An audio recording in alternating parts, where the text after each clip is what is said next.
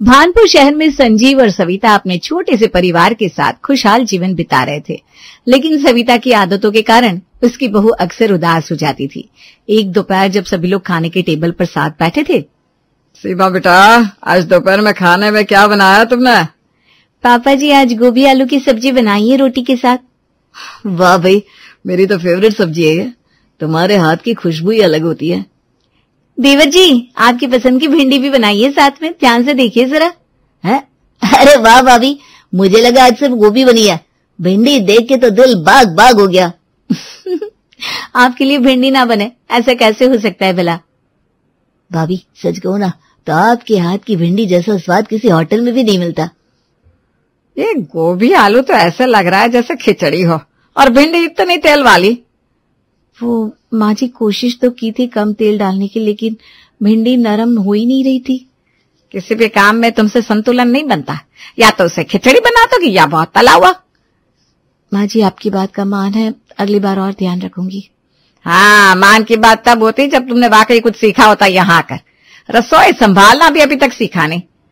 माँ जी, सीख रही हूँ, रोज नया बनाने की कोशिश करती हूँ, सबकी पसंद का ख्याल रखती हूँ। सबकी पसंद? जब स्वाद ही नहीं आता तो किसी की पसंद क्या फर्क लाएगी? माँ, भाभी का बनाया खाना बहुत अच्छा है, मुझे तो सच में बहुत पसंद आया। माँ, हर बात में कुछ न कुछ नुक्स निकाल ही लेती हो। देखो तो सही, सीमा दिन भर कितनी मेहनत करती है। हाँ हाँ, अब बहू है तो देवी है, सास कहे कुछ तो अत्याचार हो गया। मैं किसी का अपमान नहीं करती माँ जी, बस अपने हिस्से का काम ठीक से करने की कोशिश करती हूँ। अरे भाई बहस छोड़ो, चलो खाना खाओ खुशी खुशी। बिल्कुल भाभी, आप तो होटल का खाना भी फेल कर देती हैं। दूसरों के लिए इतनी मेहनत करती है, पर मैं जब सच बोल देती हूँ तो बुरी बन जाती हूँ। आपका कहना मुझे बुरा नहीं लगता माँ जी, आप जो सिखाओगी मेरे अच्छे के लिए ही होगा। बातों से सब जीता नहीं जाता बहू, काम में असर दिखना चाहिए। माँ, सीमा को थोड़ा समझिए भी, हर वक्त उसे ताने कसने से क्या मिलेगा आपको? अरे तुम तो रहने दो, हमेशा बहू के पक्ष में रहते हो। सीमा की आंखें थोड़ी नम हो जाती है। सीमा दोपहर का काम निपटाकर सब्जी खरीदने के लिए बाहर आई थी। सब्जी वाला रोज की तरह आया था और वो दाम पूछ रही थी कि सीमा के साथ सविता भी बाहर आ गई। भैया, बैंगन कितने के दिए आज? दीदी, बैंगन 45 रुपये किलो और कटहल 60 रुपये। ठीक है भैया, बैंगन 1 किलो और कटहल आधा किलो तौल दो। अरे सीमा, फिर से बैंगन ले रही हो? और ये कटहल किसका लिया? माँ जी, मैंने सोचा कुछ सब्जी में वैरायटी हो जाए, वैसे भी ये दोनों सब्जी आपकी पसंद की है ना। कोई इनसे पूछा कौन खाता है? बनाती तो ऐसी है कि स्वाद भगवान ही जाने। नहीं आंटी जी, भाभी तो हमेशा ताजी सब्जी लेती है, अच्छा ही बनाती होंगी। भैया, 1 किलो टमाटर भी तौल देना। टमाटर भी डालोगे? अरे खटाई के बिना तो तुम्हारा खाना अधूरा होता है। मम्मी जी, सबकी पसंद का ध्यान रखती हूँ, सबकी पसंद अलग अलग है। सबकी पसंद की सोचती हो? अरे पहले खुद खाना बनाना तो सीखो। रोज कोशिश तो करती हूँ मम्मी जी। कोशिश से कुछ नहीं होता, नतीजा भी चाहिए। जी, आगे से और ध्यान रखूंगी। ये ध्यान म्यान की बात है ना, घर की बड़ी बहू को शोभा नहीं देती। मम्मी जी, आप सिखाइए ना मुझे, जैसा आप चाहती है मैं सीख जाऊंगी। सिखाना मुझे नहीं आता, बहू को समझदारी खुद सीखनी पड़ती है, और खाने को खाने जैसा बनाना होता है, खिचड़ी जैसा नहीं। जी मम्मी जी, आपकी बात सही है। बेटा, तुम्हारे पास कैसी भी सब्जी हो ना, यही से बनाएगी तो खिचड़ी ही। तुम्हारे पास लौकी है क्या? हाँ आंटी जी, एकदम ताजा है। लौकी भी ले लूं क्या मम्मी जी? ले लो, फिर ये मत कहना कि सब नहीं खा रहा। नहीं कहूंगी, आप जैसा कहेंगी वैसा ही करूंगी। वाह, इतना झुकाव तो शादी के पहले भी नहीं दिखा था। शादी के बाद ही तो समझ में आता है हर बात कैसे निभानी होती है। निभाना तो आता नहीं, बस आंसू बहाने आते हैं तुम्हें। आंसू थकान के होते हैं मम्मी जी, शिकायत के नहीं। तो फिर थकान मत दिखाओ, घर की औरतें थकती नहीं है, वो सहती हैं। जी, कोशिश तो कर ही रही हूँ कि सह भी लूं और मुस्कुरा भी लूं। मुस्कुराहट दिखाने से काम अच्छा नहीं बनता है। मम्मी जी, मैं तो मन से करती हूँ, शायद धीरे धीरे स्वाद भी आ जाए। जब तक आएगा ना, लोग बाहर खाना खाने लगेंगे। अगर ऐसा हुआ तो मेरी ही गलती होगी, उसे मैं स्वीकार लूंगी मम्मी जी। कोशिश, प्यार, थकान, बस बहुओं की यही 3 बात होती है। आप भी तो कभी बहू रही होंगी ना मम्मी जी, आपको तो समझना चाहिए। मैं तो बहू होकर भी बेटी बनी रही, लेकिन तुमसे कुछ सीखा नहीं गया अब तक। शायद आपकी तरफ बनने में मुझे और वक्त लग जाएगा। वैसे भी मैं अपना काम खुद करती हूँ मम्मी जी। करती हो, लेकिन सही नहीं करती। जो भी बनता है परिवार के लिए ही तो बनता है। हर बार पेट भरना ही काफी नहीं होता, इंसान स्वाद से खुश होता है। आजकल के समय में पेट भर जाए यही काफी है। हैं? क्या कह रही हो? मतलब हम स्वाद की चाह नहीं रख सकते? नहीं मम्मी जी, मैं बस ये कह रही हूँ कि मैं पूरी मेहनत करती हूँ। मेहनत सब करते हैं, फर्क नतीजों में होता है।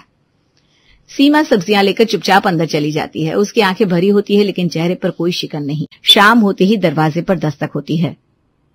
अरे बहन जी, आज मटर पनीर बनाया है, सोचा आपके साथ भी बांट लूं। अरे वाह रानी जी, आप तो कमाल करती हैं। सब्जी की खुशबू बता रही है कि लाजवाब होगी।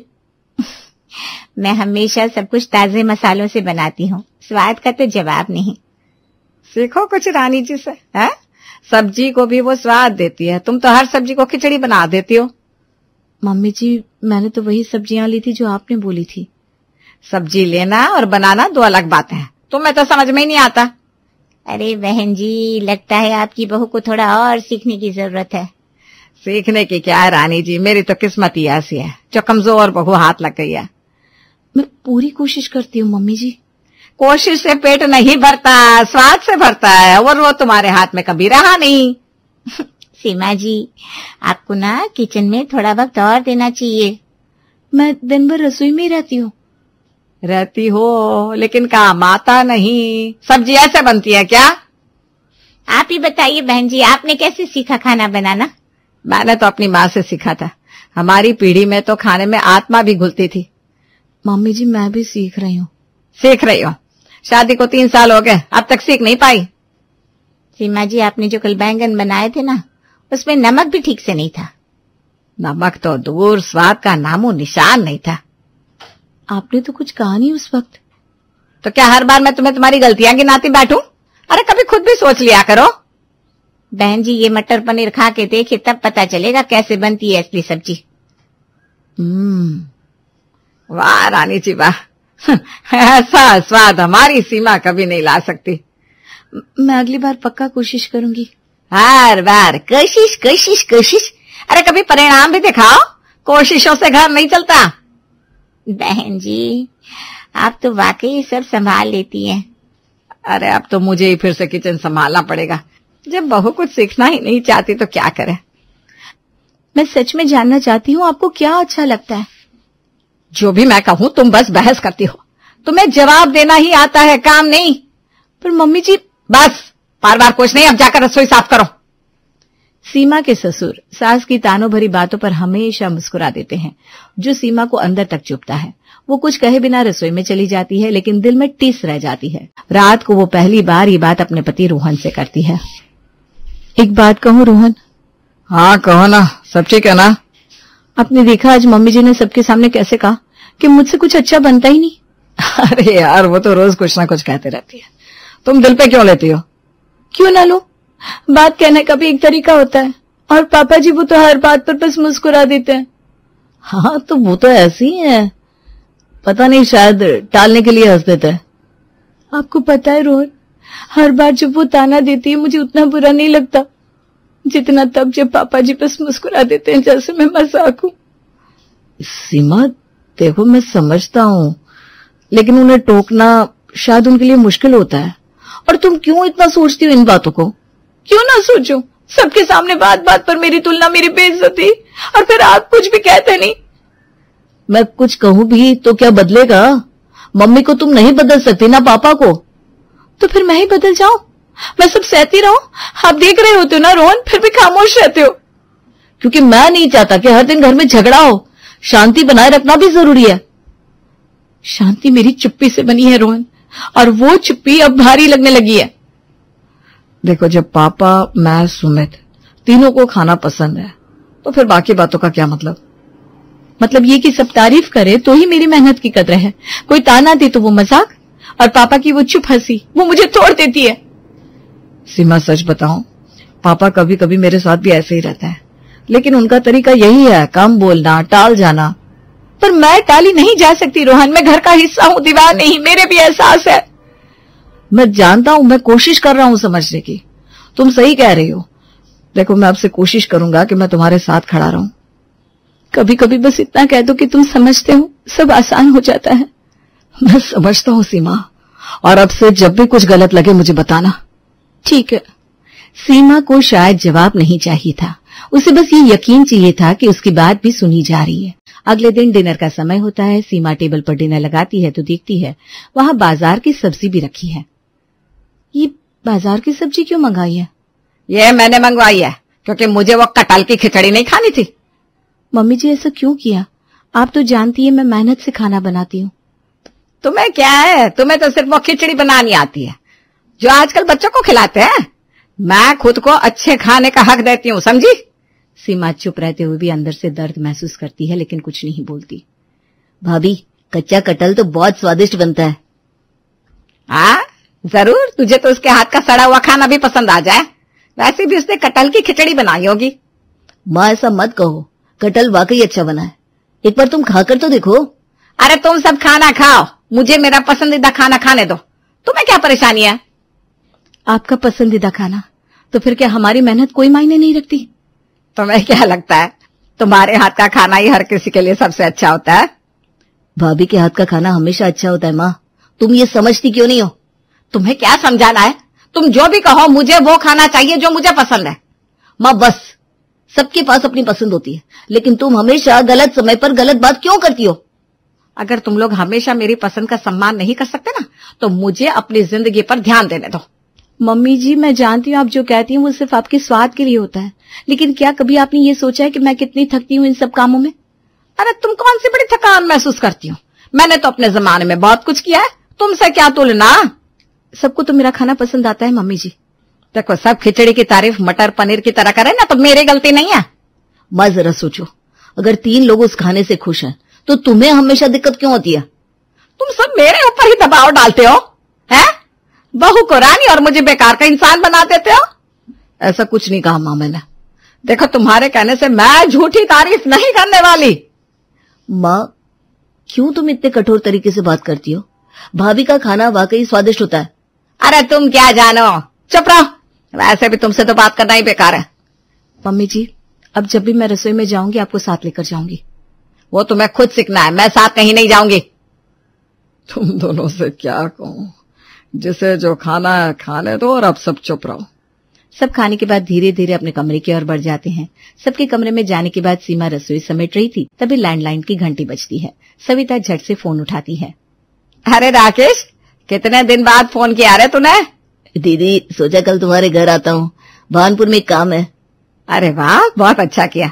चल बता क्या खाएगा, मैं सब बाहर से मंगवा दूंगी। नहीं दीदी, बाहर का मत मंगवाना, पेट कुछ गड़बड़ चल रहा है। अरे क्या हो गया पेट को, कुछ भारी खा लिया क्या? हाँ, दिल्ली में 2 दिन से बाहर का ही खा रहा हूँ, अब बस घर जैसा हल्का चाहिए। अच्छा तो बता फिर क्या खाएगा, तो खिचड़ी बनवा दूं? हाँ दीदी बिल्कुल, बस वही बनवा दो। अरे रे, अब फिर इस बहू को बोलना पड़ेगा।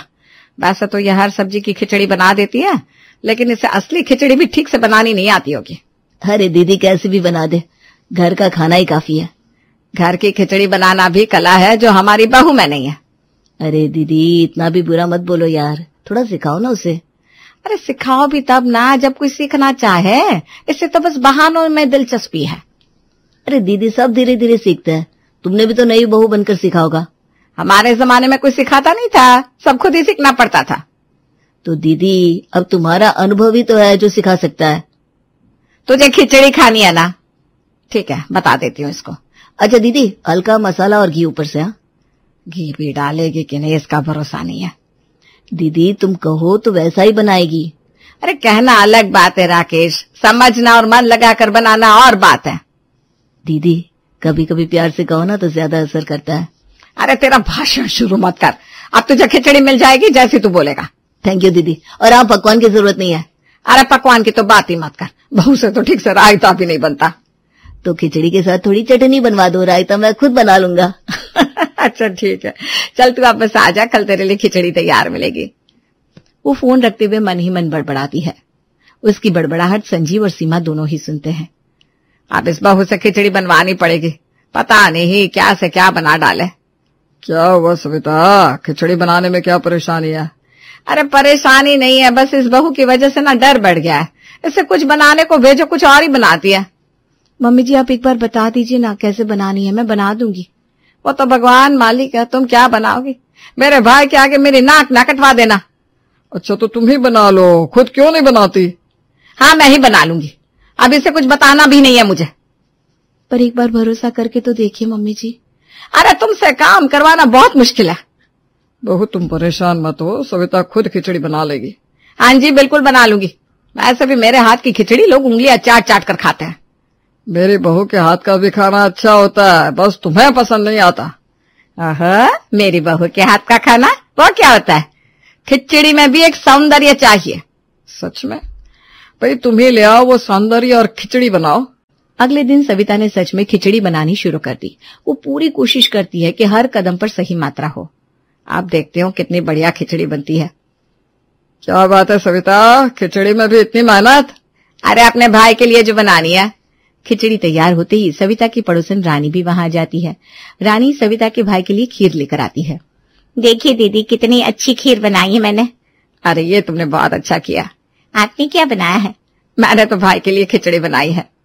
पर इसका रंग ऐसा क्यों है? अरे भाई को आने दो, फिर दोनों साथ में खाना, बहुत स्वादिष्ट बनी है। दोनों उंगलियां चाटते रह जाओगे। राकेश घर आता है। सविता उसे बिठाती है और कुछ ही देर में सविता रानी और राकेश को खिचड़ी परोसती है। खिचड़ी खाते ही दोनों चौंक जाते हैं। ये क्या है दीदी, चावल और छोले की खिचड़ी? हाँ छोले के साथ खिचड़ी है, कुछ गलत है क्या? दीदी ये तो वही बात हो गई, नाच न जाने आंगन टेढ़ा। कहना क्या चाहते हो, मुझे खिचड़ी बनानी नहीं आती? तुम तो भाई हमेशा झगड़ने में लगी रहती हो। तो और कैसे बनती है खिचड़ी?